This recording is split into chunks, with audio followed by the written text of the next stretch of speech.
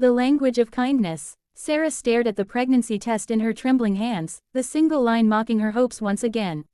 6 months of trying, 6 months of careful planning, temperature charts, and whispered prayers.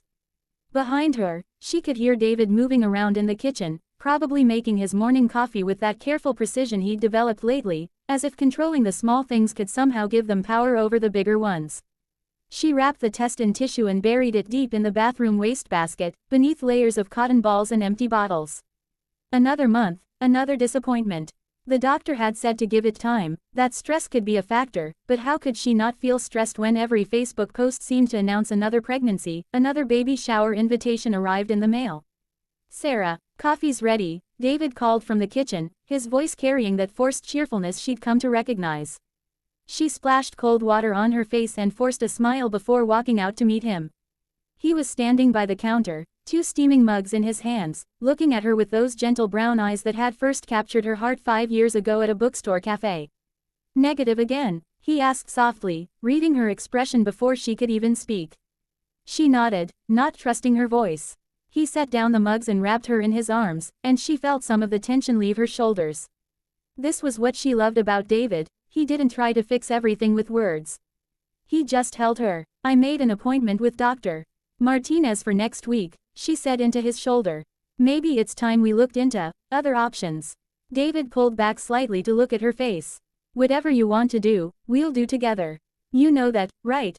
She nodded, but inside, a small voice wondered if their marriage could withstand much more of this. She'd seen it happen to other couples, the monthly cycle of hope and disappointment wearing them down until they could barely look at each other without being reminded of what they couldn't have. As David left for work that morning, kissing her forehead with the same tenderness he always had, Sarah made a decision. She was going to find a way to fill the growing hollow space in their life, not with a baby, at least not yet, but with something else. Something that mattered. Chapter 2. The Unexpected Door. 3 days later, Sarah found herself standing outside the Riverside Community Center, clutching a printed email in her hand.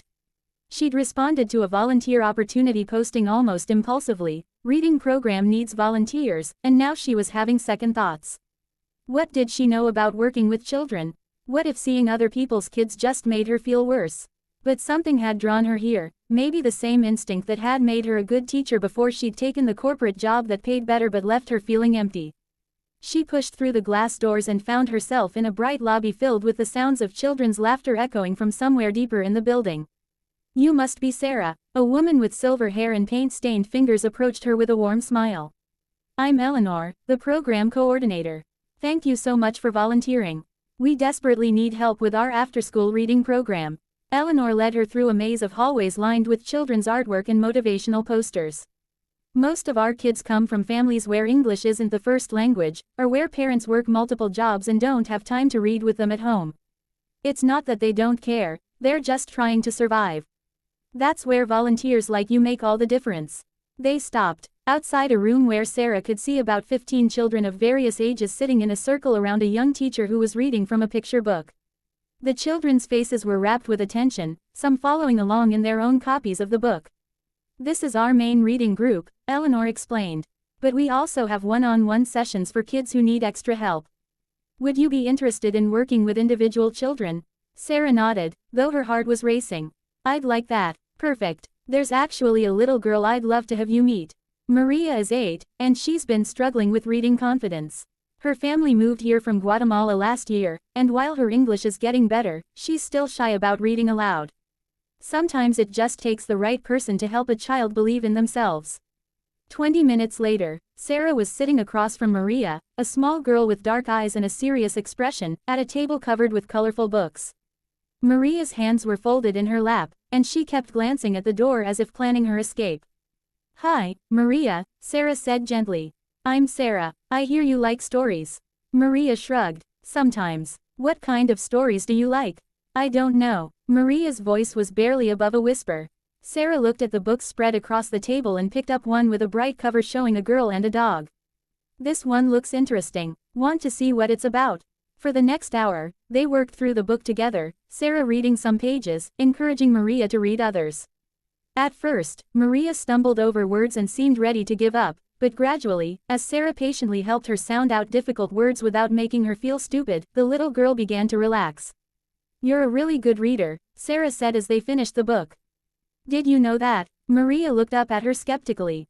"Mrs. Patterson says I'm slow." "Mrs. Patterson doesn't know what she's talking about," Sarah said firmly. "Reading isn't about being fast. It's about understanding and enjoying the story. And you did both of those things beautifully." For the first time since they'd met, Maria smiled. It was a small smile, but it reached her eyes. As Sarah drove home that afternoon, she realized she hadn't thought about pregnancy tests or doctor's appointments for 2 whole hours. Instead, she was thinking about Maria's smile and wondering what book they might read together next week. Chapter 3. Small Victories. Over the following weeks, Sarah found herself looking forward to her volunteer sessions with an anticipation she hadn't felt in months. Maria had begun to open up, chattering about her family, her pet hamster named Pepe, and her dreams of becoming a veterinarian. More importantly, her reading was improving dramatically. "She's like a different child," Eleanor told Sarah one afternoon as they watched Maria confidently read aloud to a younger child. "Whatever you're doing, it's working." But it wasn't just Maria who was changing. Sarah noticed that she was sleeping better, that the constant knot of anxiety in her chest had begun to loosen. When she mentioned this to David over dinner, he smiled. "You're more like yourself again," he said. "I mean, you're still you, but you seem lighter." "Is that a comment on my weight?" Sarah teased, and they both laughed, real laughter that felt rusty from disuse.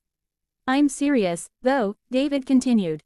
"You've been so focused on what we don't have that I think you forgot about all the ways you can make a difference right now." Sarah reached across the table and took his hand. "I think I did forget. But Maria reminds me every week. She's taught me something I didn't expect to learn." "What's that?" "That kindness isn't about fixing people or giving them what you think they need. It's about seeing who they already are and helping them see it too." David squeezed her hand. "Maybe that's something we both needed to remember." Chapter 4. The Ripple Effect. As autumn deepened into winter, Sarah's involvement at the community center expanded. She started helping with the weekend family literacy program, where parents and children read together. She discovered that many of the parents were just as nervous about their reading skills as their children were. One Saturday morning, she found herself sitting with Rosa, Maria's mother, helping her sound out words in a simple recipe book. "I want to help Maria with homework," Rosa explained in careful English, "but I don't want her to know I struggle too." "She won't think less of you," Sarah assured her. "Children see love in effort, not perfection." Rosa looked up at her with tears in her eyes. "You are very kind to us. To all of us." "Why?" Sarah paused, thinking about how to answer. "Because kindness was shown to me when I needed it most. Not by strangers, but by people who could have given up on me. My husband, when I was at my lowest. Teachers who believed in me when I didn't believe in myself. It's just what we do for each other."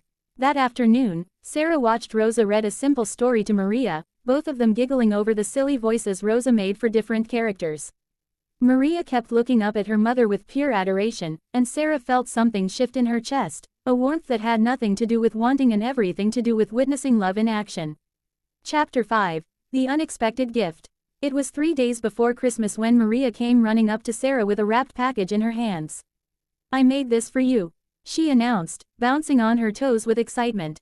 Sarah carefully unwrapped the gift to find a handmade book. The cover was decorated with crayon drawings of 2 figures, one tall, one small, sitting at a table with an open book between them. The title, written in Maria's careful script, read, "The Kind Teacher and Me."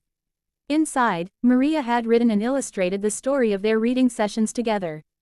On one page, she'd written, "Sarah teaches me that making mistakes is okay. She says mistakes help us learn." On another, "Sarah believes I am smart even when I don't believe it." The last page made Sarah's eyes fill with tears. "Sarah is kind to me because she has a kind heart. She makes me want to be kind to other people too." "Maria, this is the most beautiful book I've ever seen," Sarah said, her voice thick with emotion. "Really?" Maria beamed. "I want to write more books.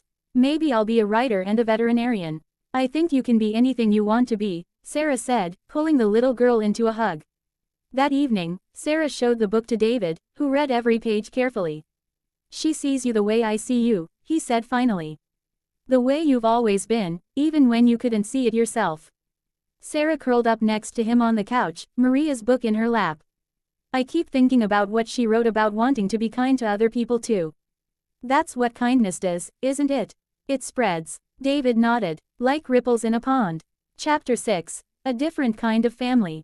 Spring brought news that Sarah and David had been expecting but weren't quite prepared for. The fertility specialist recommended more aggressive treatments that would be expensive, time-consuming, and emotionally draining, with no guarantee of success.